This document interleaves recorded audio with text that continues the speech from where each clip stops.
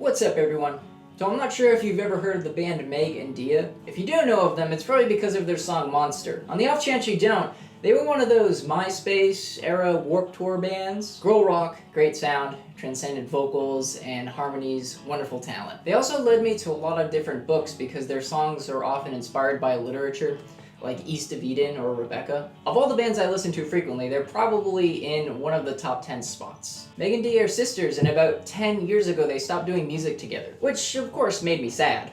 But I was a big boy and eventually accepted that they went the way of MySpace and Warped Tour and my obsession for the sulky teen drama The OC. But over the years, Meg and Dia has remained something that's very relevant and enjoyable to me. It helps that one of the first songs I ever sought to learn on guitar was their song Santa Barbara. Just, whew, very good. So much music from back then I've grown out of, but not Meg and Dia. I've always held them in really high esteem. I heard somewhere that the music that we enjoy listening to, that we get introduced to at the age of around 18 or 19, becomes permanently embedded in our heads as the greatest music of all time, in a subjective sense, of course.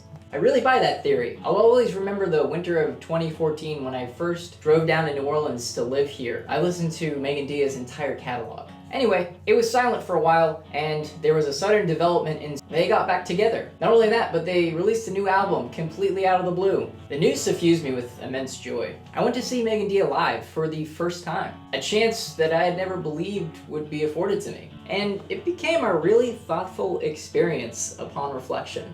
The Meg and Dia I saw in concert was in a lot of ways not the same Meg and Dia I grew up listening to. The set was completely oriented around their latest album, Happysad, which has a bit more of an electronica feel than the girl rock that they used to do. It was an amazing thing to have a chance to see them live, but it's also clear that they chose to thrive and evolve by doing something completely different. This Meg and Dia is kind of like a 2.0. And since they were actually opening for a younger act I wasn't familiar with, I'll say I might have felt a little out of place at the show. Hey, any chance to see them live is fine with me. And I can understand and respect artistic decisions to change. But still, it makes me wonder. The stuff they were playing 10 years ago, would it not be appealing to whoever they're trying to get as a new fan base now? Are Meg and Dia truly criminally overrated, or is that just my opinion? Is truth merely a function of time? I choose to look forward to the fact that we're getting a second wave of Meg and Dia material and look forward to whatever happens next. But meanwhile, I stay introspective about it. Because I've been a songwriter since the year 2009. I've created tracks and stuff which I'm very proud of but don't often share. Is there an expiration date on that? Meg and Dia had their time in the 2000s to be heard. Are those songs from back then only valuable to me because of the times and the experiences that I've had? I wish to find a way to bring out all my old material that I haven't released. But I have so many other obligations, so that always goes in the back burner. The best I can do for now is sometimes put them in the background of these YouTube videos that you hear. Bedroom recordings. They're part of my life. Thank you for being a part of mine.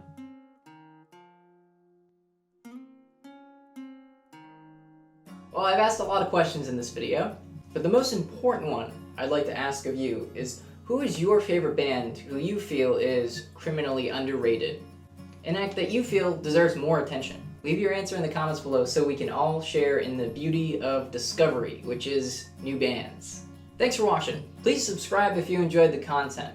And if you'd like to take our relationship to the next level, there's a link below where you can check out my books.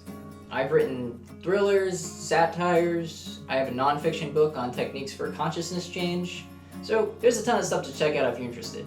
I hope I've left you better than when I found you. Bye for now.